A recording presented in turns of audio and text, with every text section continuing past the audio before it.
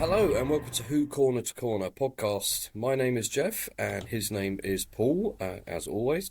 And on this week's episode, we're going to, well, it's a bit of a special one, this one. Yes. If you're a regular listener to us, you might know that we've done a number of audio drama episodes of the podcast, all focused around the 13th Doctor, sometimes with original and new companions. So this week, Paul and I are going to have a bit of a chat about these, and we're also going to talk to Katie Haynes, who plays 13 for us, and also one of our new companions as well. So in the last couple of years, we've done a grand total of 10 original audio dramas. And 10. We kicked off with Our Revels Now Are Gone, which was written by our friend Lucy McCall. Paul, do you remember kind of how all this started? Did we put a call out for something, or did Lucy come to us? I can't remember specifically. It just seemed to kind of happen. I think we've been talking about the possibility. Well, we've been talking about the possibility of doing this as something else to add to our list of content for the podcast. Yes. Maybe if Lucy's listening, she can remind us how it happened. But yeah, Lucy came to us with Our Revels Now Are Ended. And Lucy's written a number of scripts for us, and she's done some fanfic, and she's had works published as well. So she's quite prolific, really. I honestly can't remember how it all got going, but anyway, we wanted to sort of do a Halloween-y type thing, and Lucy came with this script. Yeah, that was it. Yeah, we had an idea for some kind of seasonal thing, didn't we? Because I think you did a Christmas one pretty well straight afterwards. Not long after, yeah. So this first one, it took place in London, late 18th century, 1800s. And it starts out as a sort of ghosty story of a haunted theatre. And then there's a sort of reveal at the end of what it actually is. And it actually became quite a sort of nice love story, didn't it? It started out one way and kind of went another way. Sort of shifted. Yeah, it was a good story. I really enjoyed it. It was really good, yeah. And, we recorded the various lines and I put it all together and put the sound effects on and found the music and I really enjoyed that side of things and felt it was good fun to kind of create a bit of an atmosphere of things and use the obviously the script, but the delivery of the dialogue and the music to evoke emotion and try and get reaction from people. A thick, choking blanket covered the city. The sound of footsteps and hooves was smothered and the light from the street lamps barely reached the pavement. A man stood at the corner of Drury Lane and the Aldwych. He raised a bottle to his lips, then hurriedly concealed it as footsteps approached. Two figures loomed suddenly out of the fog, a man and a woman, huddled together with their heads down. They ignored the man and he smiled wryly to himself and took another drink. The next moment, he started forward as a strange sound came from close by. He'd never heard a noise like that, and with the confusion of the fog, it sounded haunting and unnerving. What was it?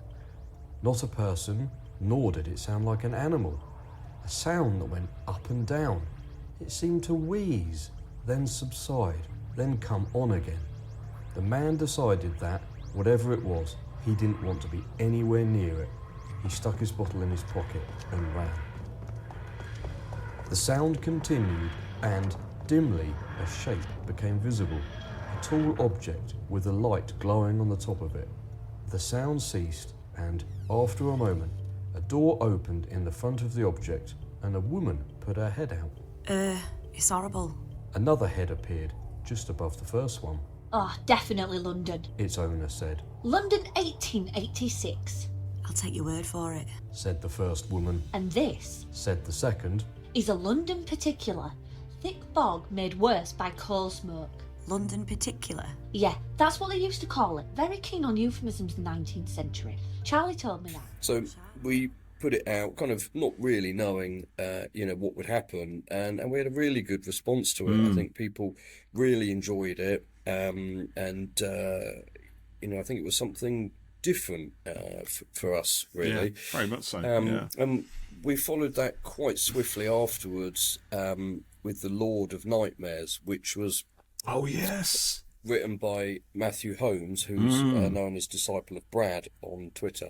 And this one was more of a audio book, wasn't it, Paul? Yeah. I remember that one because I think I did all the parts to it. So Yes. 'cause I think you were busy working on various stuff, because that tends to be quite a busy time of year anyway. But so the first one, All Our Revels Are Ended, I think you kind of narrated. It was very much an audiobook style, but with spoken dialogue from the actors. That's right. Yeah. I think I did a Shakespeare-y bit because there's a big speech from The Tempest at the end. So I played I played two characters in that one. Yeah. But then in the Lord of Nightmares, which was a story that saw the return of the Dream Lord, and the 13th Doctor and Yaz and Dan kind of wake up in this weird house that seems to go on forever with some very, very spooky spaces. But I think when we sort of looked at it initially, or at least when I looked at it, I thought, well, it's kind of too long in a way. It'd be great, and it is great. It's a great story when you read it. It's beautiful, beautifully written. But as an audio play, it perhaps languished a little bit too long on certain elements. And we wanted to I felt we kind of just needed to move through the action and the plot a little bit more. So I took it upon myself to kind of just condense it down a little bit, keep the key points. And then I realised that it needed some bits kind of stitching together because I'd taken big chunks out of it and they just needed a tiny little bit of glue. So I ended up putting some content in, which is of my own stuff. And I'm sorry, Matthew, I did that, but I felt it was all right. And then I ended up doing all the characters. So I did the 13th Doctor, I did Yaz, I did the Dream Lord. Dan Lewis walked along a hallway lined with tall windows and dimly lit with low-powered electric candelabra. He had no idea how he'd got here. He learned it was best not to ask questions when things got weird because the answers usually left his head spinning. So until he got a better offer, he reckoned he might as well carry on walking. Plus, he was hungry. Clearly, he was on an upper floor in some big posh house, which had to mean that somewhere there was a big posh kitchen stacked with plates of posh food, posh nosh. The rain hammering at the windows wasn't helping the unease that gnawed at him as much as his hunger, and it didn't feel as if this creaky old house was entirely as empty as it seemed. Hello? Nothing. But if two identical twins rode past on little bikes right now, singing a quiet playground ditty, then he wouldn't have been surprised. Yaz? Doctor? Still nothing but the echoes of his own voice bouncing off the high ceiling. Why do you always get me into positions like this? They never take me anywhere pleasant, like a spa weekend. Then again, if they did, you'd probably find the one spa in the universe where the cucumber slices was out to kill me. The corridor bent round to his right, and Dan came to a slow stop. He may have had a reputation for it, but he wasn't an idiot. And although he preferred a good comedy, he did have some faint knowledge of horror movie tropes, even if most of them came from hours watching Scooby-Doo as a kid. There was something around the corner, wasn't there? A ghost, a ghoul, a chainsaw-wielding madman. It was always the way when the Scooby Gang split up and Shaggy went off to look for food. Oh, I don't want to be Shaggy. Don't let me be Shaggy. Someone was definitely lurking around the bend. He could sense it. Scouse sense. Dan balled his fists at his side. He didn't think of himself as a violent man, but if he had to punch out some janitor on the take who was dressed up as the thing from Scream, then he had to come across as even more scary. And he reckoned there was nothing scarier than a Scouse bloke coming at you with his fists flying, even if it was just for show. Quickly, he jumped around the corner, just like Bruce Lee. Come on, then! There was someone, a tall, bear-like figure hulking in the gloom down the far end, where the light didn't quite seem to reach. The figure was covered in fur and wearing space armor. Dan relaxed, delighted that his old mate was here, ready for a wind-up to ease the tension he'd been feeling since he got here. And maybe Carvanista had some answers? Scooby, he called out. What are you doing here, mate? Carvanista spun round, bringing a giant paw to his chest. You need to leave. Carvanista barked. The frown that had been etched onto Dan's brow since joining the TARDIS grew deeper, but he didn't back away. You haven't changed, have you? So come on, what have I done to upset you this time? You should be happy to see me. Dan, I'm warning you, you need to get out of here, now, while you still have the chance. Is someone threatening you? And then, but by the end of it, I was cream-crackered completely, because it was huge. Even. They do take quite a lot of work, and on the Lord of Nightmares, even with you doing the reading, the voices, and then the sound effects. Yeah, because I sent you the audio files then, didn't I? And you kind of splice them all together and put some music and atmospherics on. And I think having just done Revels and then going into that, I think we possibly slightly underestimated how long it takes to do things. We did Revels and Nightmares quite close together, and I remember I think we were slightly late getting Nightmares out. We wanted to do it on Halloween as well, and then we kind of thought, we kind of two things going out at the same time. So Matthew was very patient with us, and we got it out, and that was also very well received. And then not long after that, I was like, let's do another one. So I wrote Christmas Crying. Yes, with the little goblins. With little elves, so I was inspired by Lucy and Matthew and the fact that we had a good response.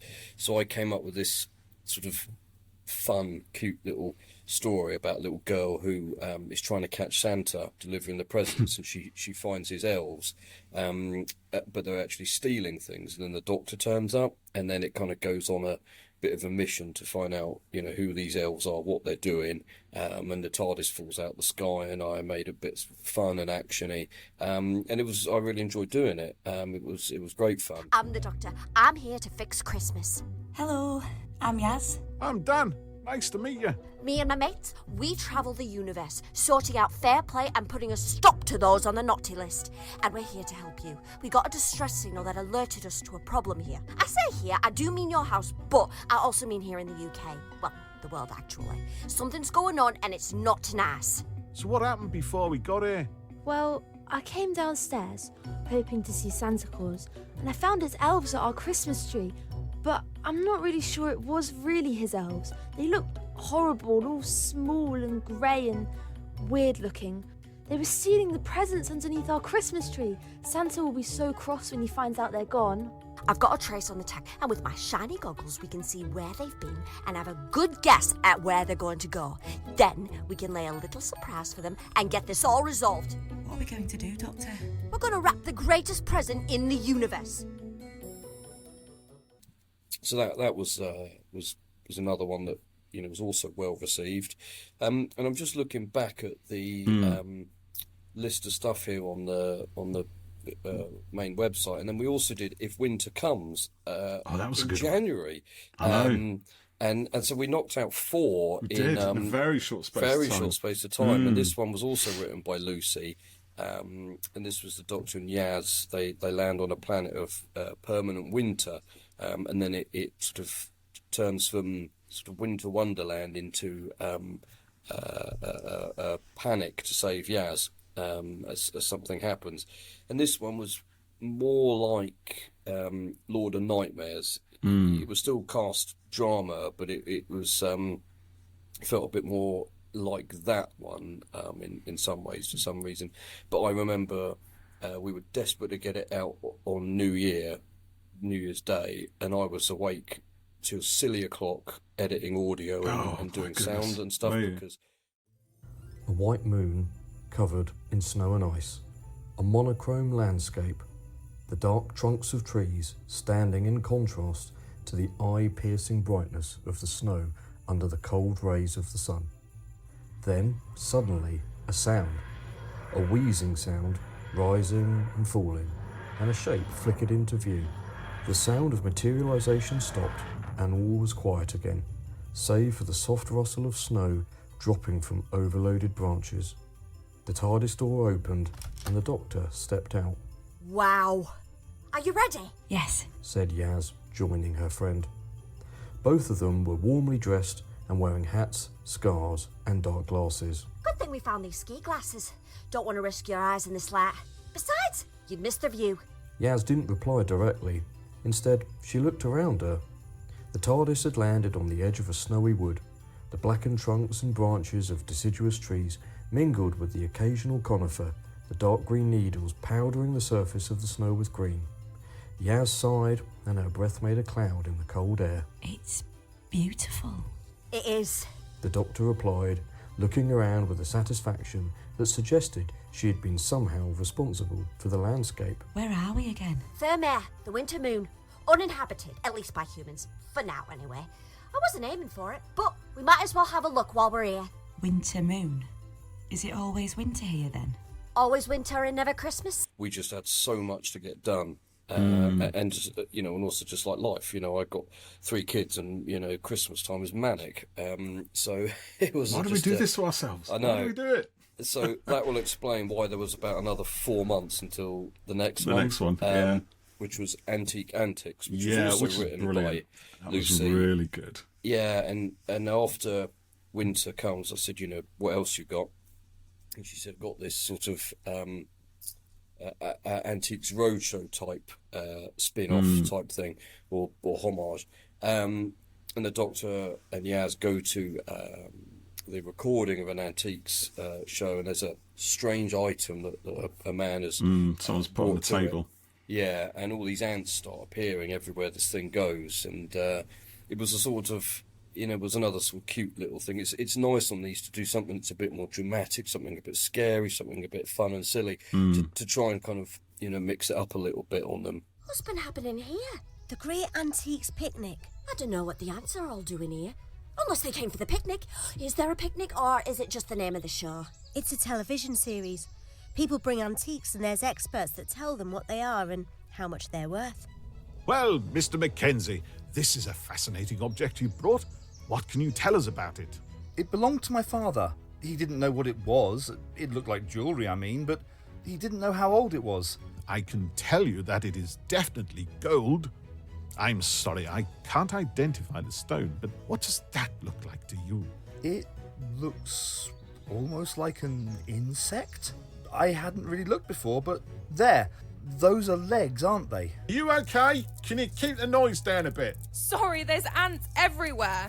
Look at them. Why are they like that? They're in rows. We're from the Department of Antiquities and Pest Control. May we come in? The what? We're just checking in on owners of historical artefacts in the area. I believe you may have one in your possession.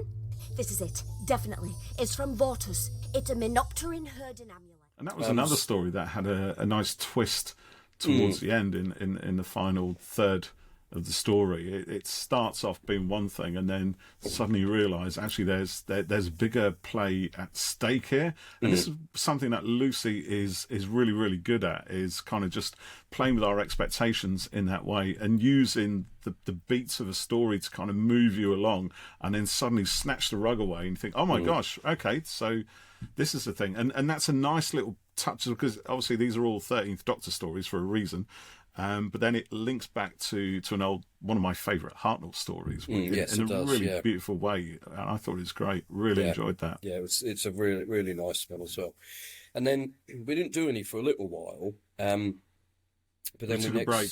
We took a little break. I took a break from the audio. We were probably adventures. Still working. Well, we were working because, on things. Because I think you started actually while we were doing Antique Antics to script your Pandora story. Yeah. So then we did the Dark Hill Mystery Part 1 and Part 2. Well, just you, me, and the Time Vortex, old girl. It's so boring without the fam. Even Graham always had stuff to do. Come on, let's go have an adventure. Whoa, what's happening? Something's hitting us, but that's impossible. How are you travelling in the Time Vortex in that tin can? Hello, I'm Pandora Darkhill, and you're under arrest. Welcome to Tabitha. How did you crash into me in the Time Vortex? That shouldn't be possible. I'll show you. The building belongs to one of the foremost scientists on this planet, a woman by the name of Charlotte Sway. She was, investigating deep space in a build-up of matter on the edge of the Multnomah Quadrant. What happened to her? Go in and see for yourself. What is that? The Doctor did it. Charlotte scrawled this on the wall shortly before her murder. Let me take a look at her. She was shot in the head. This is... Wait. This can't be right. This is... flux residue. Impossible. Charlotte is drenched in it. Is that even a thing? And years ago, I had an idea for a sort of detective story that I was going to try and do as like installments on as an online series or video, and I never got anywhere with it. I couldn't sort of. I had most of it formulated, but I could never kind of crack the central mystery element of it. So it just sort of sat, in the back of my head a little bit. And then one day I thought, oh, I could turn that into a Doctor Who script. There you go.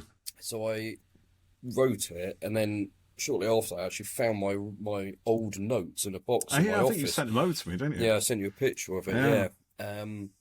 And so this one involves so I changed the idea a little bit, obviously, but the Doctor is sort of, the TARDIS is not hijacked, but someone crashes into it, and she gets boarded by a mysterious woman who is here to arrest the Doctor, and it then turns into a mystery. The Doctor's been accused of murder. There's a connection between this mysterious woman, Pandora Darkhill, and the fugitive Doctor, and there's a bit of flux fallout as well that takes place. That was quite a smart idea. I was quite impressed with that. Oh, thanks. Yeah, I sort of thought it's quite nice to link back to it a little bit. And this, certainly the first part, there was a flying bike chase, stuff getting blown up, a shootout in a club. This is like a big future Blade Runner type city, wasn't it? Yeah. With all flying cars and things going on. And yeah, so I made it quite sort of... a little bit John Wick in there as well, I think, with the nightclub shootout and whatever. Yeah. It wasn't long, that bit. In the end, I wish I'd made it a bit longer. Someone has been spotted trying to get in. We need to go now.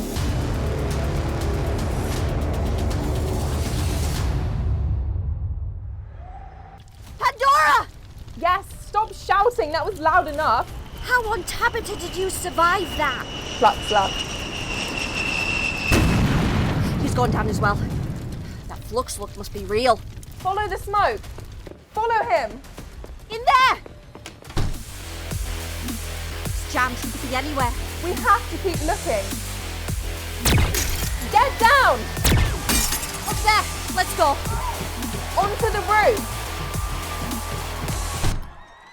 He's there! Pandora!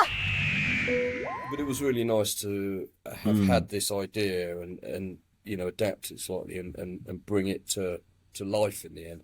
And also had a good response to that, a couple of comments, all looking forward to part 2, and it even had one person saying, when's part 2 coming? Yes, I think someone was kicking off because part 2 wasn't already there, and I think, to be fair, part 2 was a little bit more delayed than we wanted it to be. So yes, it was a couple of months. We planned to have it like 1 week after the other, or or thereabouts anyway, and it ended up being quite a few weeks in between. Yeah, a lot of time. The time to put these together. We don't get paid for these. We've got to do our other jobs and everything else in between. And so when people take the time to listen and then say that they have and that they've liked and it, have enjoyed even it, if they didn't, it actually really means a lot, because Paul will attest this. I can get a little bit sort of disheartened when we've put all this work in, and people have done voices, and then you don't know whether anyone's listened or whether they've liked it, and you do it because you enjoy it, but also it's nice to know it was worthwhile.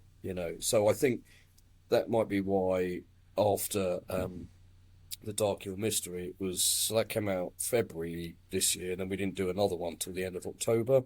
So I think maybe I'd said to you at one point, I can't be bothered anymore. And then you got really down about it, I think. I did. I'll be honest. Yeah, I did, because like Katie does our Doctor, and she's brilliant, and all the other voices we've had, and like I said, we put a lot of work in, and so yeah, if I'm honest, sometimes you do this and there's nothing comes back, and that's not me having a go, but you just kind of think, well, what was the point of that? Did anyone like it? Did anyone listen? You know, I've put a huge amount of time and effort in, as has all the participants in it. I won't bother doing anymore, you know. So I thought that for a little while, and then I thought, actually, I've got I got an idea. Got another idea. So that led to TARDIS of Terror. Yeah, I love which this one. came out in October, and that one we pulled together fairly quickly. Actually, yeah. Had I done that, and then you had your one, which you can talk about in a minute, and I wanted to do something that was different to Christmas Crime. Well, because we had another race towards Halloween for this one. We really wanted to get this one out as close to Halloween as possible, and it was quite a short story. It was really, it's very, very tight. 20 minutes, isn't it? Yeah, and I think I did a couple of voice for you just in the background, like a little cameo. But you sourced the actors, you got it all together, you put the audio, you got the artwork done. Pretty quick, I have to say. It was quite quick in the end, yeah.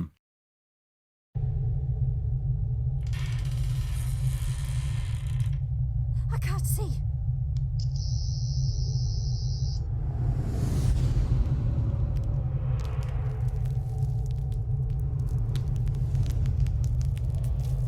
Pandora! Wake up! I'm here. You're covered in cobwebs. Something caught me. Tried to eat my arm. Sort of succeeded. What was it? I couldn't see. It happened so quickly. Right, Doctor. Drench them in fear. It feeds me. It has fed me for centuries. What have you done to my ship? It will fear your fears, her fears, the fears of everyone who ever resided in here. This ship is mine. It carries on the Pandora Darkhill storyline, and carries on from the end of the Darkhill mystery, and it's sort of Halloween set. And again, at the beginning, it's quite fun, and I took the origins of Halloween and twisted it into a sort of Doctor Who-y thing, and then it sort of goes hopefully a little bit kind of scary, and there's some. You do like your horror stuff, don't you? Yeah, I do. And that's your thing. PG body horror in it. PG-rated body horror. Yeah. And then at the same time, we had your epic going on, didn't we? Well, yeah, because you'd kind of pressured me when we started doing these to write a Doctor Who story, and it took me ages to kind of get anything off the ground. I think I tried a few ideas, and there was all kinds of things kind of bubbling in my mind from stuff that I'd been thinking about anyway, not necessarily to write a story about, but just generally just general interests about, sort of the kind of boundaries between simulation and reality and the nature of AI and, all kinds of other things. And some of those kind of leaks into the story, at least as a starting point. I also, because I'm a big fan of Sontarans, I wanted Sontarans in there. So I'd written this whole kind of 20-page introduction, like first few scenes of this story, and then I looked involving Sontarans and the Doctor in a kind of negotiation simulation. And I thought, oh, this is crap. It wasn't really working at all. It just didn't excite me. I thought, well, what is this? No one's going to listen to this. This is awful. So it took me a while, and he kept pressuring me with texts and various things, saying, "Come on, you got to write your thing. Where is it? And I'm like, yeah, I'm working on it." And then, actually, Alex Rooney, who we commissioned to do a brand new Doctor Who title music. I was just going to say, Alex dropped an absolute just banger. Brilliant. You sent me the early drafts of that, and I'm going more bass, and you're going more percussion, more drums, and we're just wanting more of everything. And Alex, brilliant, just layered it all on and created this fabulous piece of music.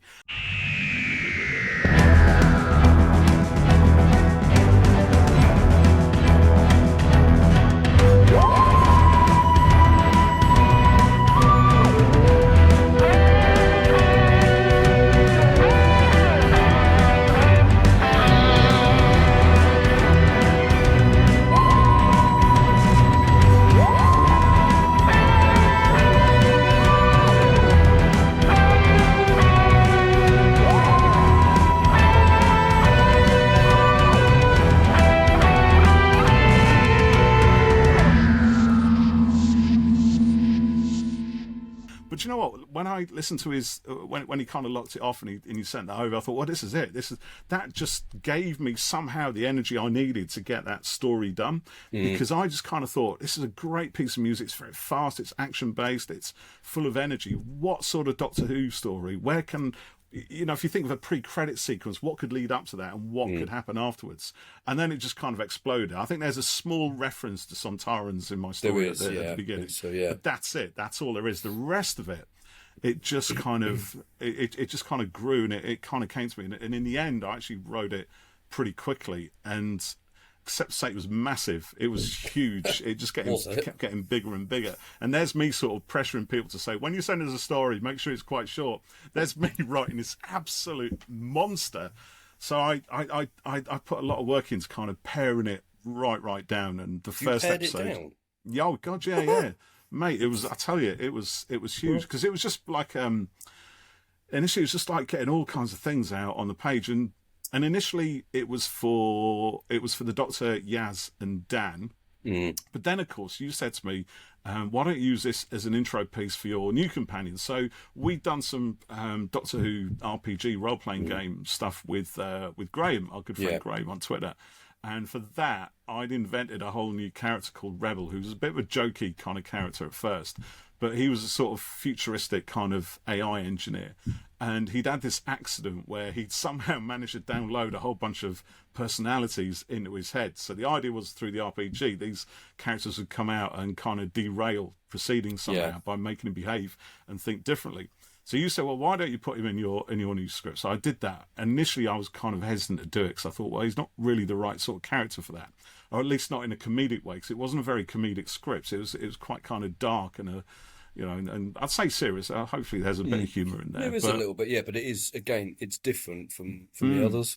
Well, it is, and we're both right in all the things we've done. The kind of Doctor Who stories that we perhaps enjoy the most. I do enjoy the comedy stuff, and I have started writing an out-and-out comedy for these, if we do another one. I've read that, haven't I? It's really good. But this one wasn't that, because it's not. It needed this sort of darkness because of the subject for it.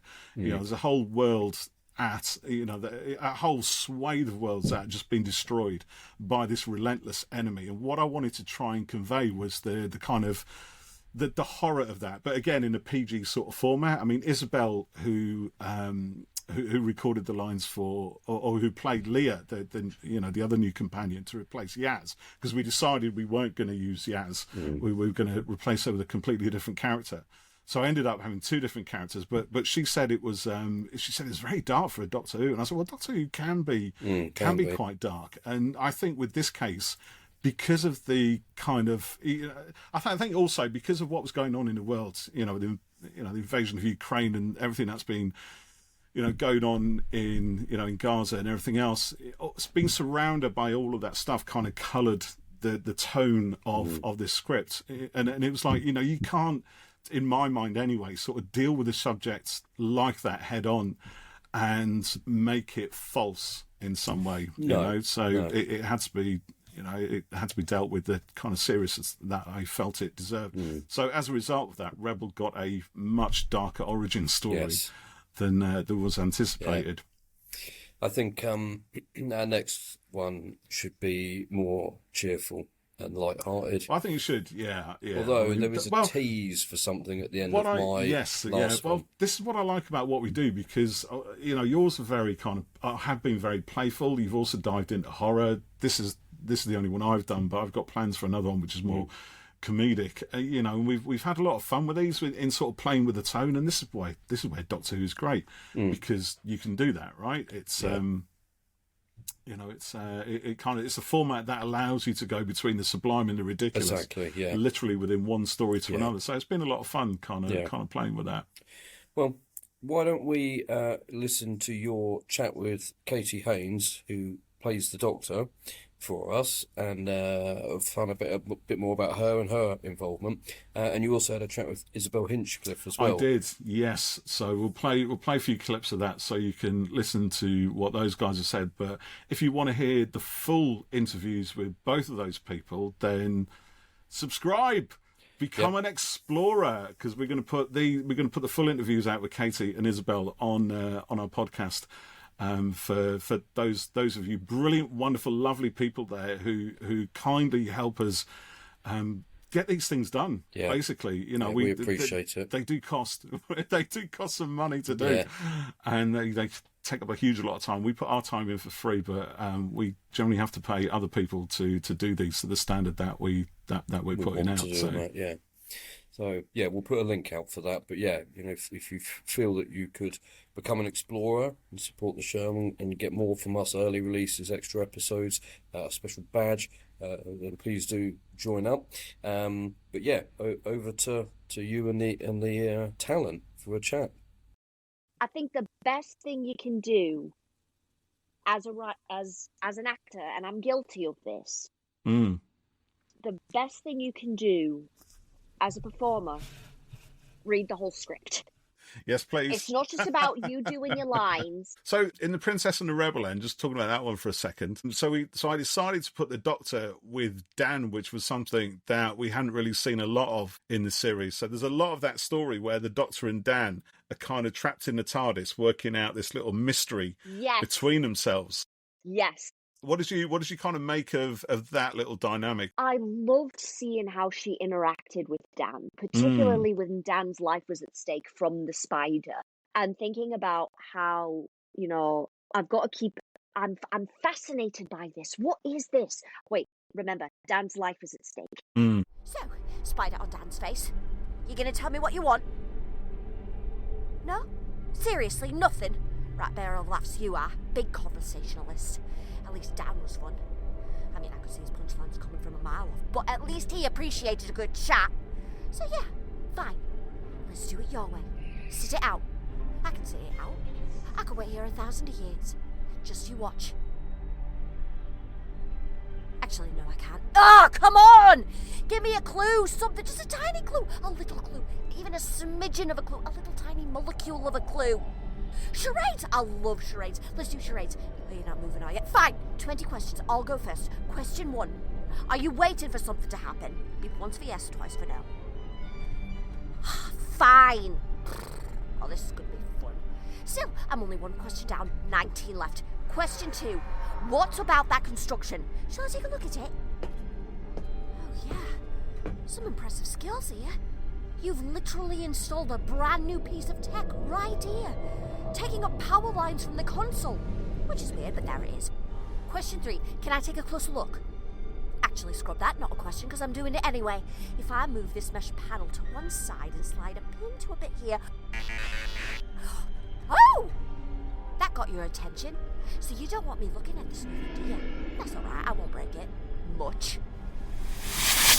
Hey! Go you! You got Dan to sit up! Not gonna lie, that's a little bit freaky, especially with the black eyes. I don't know how you're controlling him, but it's very impressive. What else can you make him do? Dance the tango? Cook an omelette? Do some good stand-up comedy? Dan, are you in there? Can you hear me? Dan! Leave the breaker. Talking now. That's progress.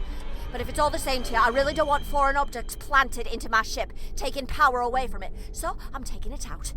Leave the breaker. What's a breaker? Icebreaker? Code breaker? What happens if I break the breaker? See this? This is a baseball bat. Very powerful sporting device in the wrong hands. Dan was going to whack you with it. I shouldn't let him, but you know me.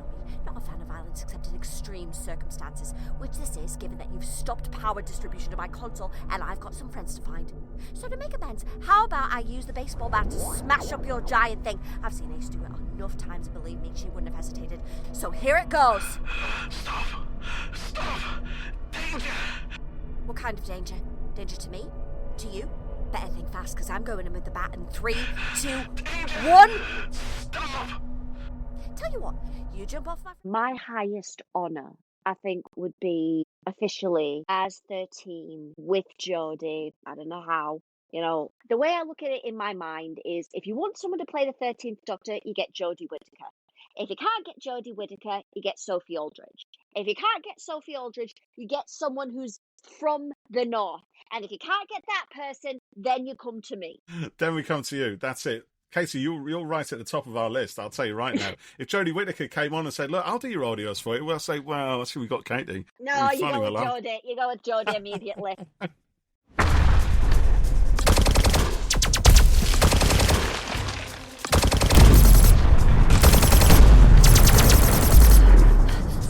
Leia, stop! What? Spiders in the trees. You're kidding. Where? No, I can see them. Seriously, haven't they had enough? Don't worry, Sonic will sort them out. I'll just... Oh, Sonic's not working! They've adapted! Yeah, don't they? Any ideas? That isn't spiders! Get down! Don't mean to worry you, Doctor, but a fallen tree trunk isn't going to give us much cover for much longer. Gold staff are pointing out the obvious. Not exactly what I'd call a survival skill, but... Wait, hold up. What's that? Something new? I can't quite see what... Head down, Yaz. Ouch! Ugh. I'm not Yaz! I knew that. Hello everybody, my name is Isabel Hinchcliffe and I play Leah. I've been acting for quite a long time, but I went to drama school to kind of train in the acting field. I went to the Royal Central School of Speech and Drama. So I went there and I actually studied acting with musical theatre. So I can do voice work, but singing is kind of a big part of what I do as well. So I trained there for 3 years and I graduated last year. But I'm originally from Yorkshire, so ideally I would love to do more northern acting, more northern work. Which is why this was great, because Leah, I could kind of do my own accent, and that was great. So how did you find sort of Leah's journey then? How did you enjoy playing her? Yeah, I really enjoyed playing her. I feel like, I don't know whether it's because she was northern as well, but I feel like I could take a lot of inspiration kind of from just myself, because I feel like I'm quite, when I was aging her, I mean, I think we've talked about this before, but I was putting her a little bit younger than what you were seeing her as. But because I was seeing her a little bit younger, I was kind of trying to dig into how I was when I was that age. Because I'm like 23, and I kind of viewed her as like 15, 16. And so I was kind of trying to like look back on myself when I was that age, and the spikiness that I might have had when I was in my teens, you know. But yeah, I loved her as a character. I think she has so much to her, and she's so willing to throw herself into anything. And it's a really kind of scary position that she's put herself in. Oh my gosh, yeah. She's kind of risking everything. She's risking her life, and she doesn't really know what she's doing. You know, she's probably, in my head, I was like, she's not even sat at GCSEs yet. You know, no, like, that's a good point. Suddenly she's kind of, you know, having to do all these things and help save Rebel and help kind of get out of this simulation and protect herself and protect him and get back to the Doctor, and you know, the stakes are so high, and that's crazy to be going through when you're that age. She had to grow up quickly, you know. I think even just in the script, she went on such a journey, and she grew so much, and she learned so much about herself and how she can handle high stakes situations. And yeah, I think she's a great character. Yeah, I love playing her. You're our companion for the Doctor. How does that feel? Oh my god, it was brilliant! Brilliant. I feel like when you're a kid, you always dream about, you know, being the Doctor's kind of side bro, you know. Side bro. I don't know, side bro. I grew up watching Doctor Who, and you know, watching David Tennant and being like, I would love to play one of them someday. And so this has been absolutely amazing. I'm sorry, but you're wrong. If it's the only way we can truly understand and know what's going on and help you, then we need to be here. You did good, Rebel. You did the right thing.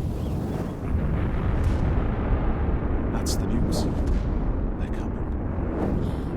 Rebel, I see you. I see your people. Hide your eyes, Leah. Oh. Oh, wow. Whew. I've genuinely got tingles. I'm feeling emotional there. That's mad, isn't it? That's heavy. Oh, God. Thanks for listening. It's been great having a chance to chat a little bit about our audio dramas and hear from some of the actual talent behind them. I've started to have thoughts for another idea. I know you've got another one, so perhaps we should put our heads together and get something else going. So look out or listen out for those very soon. And if you do listen to the previous ones, do please let us know what you think. We'd love to know what you liked and definitely what you didn't. Yeah. So we'll catch you next time on Who Corner to Corner. See you then. Bye for now. Bye.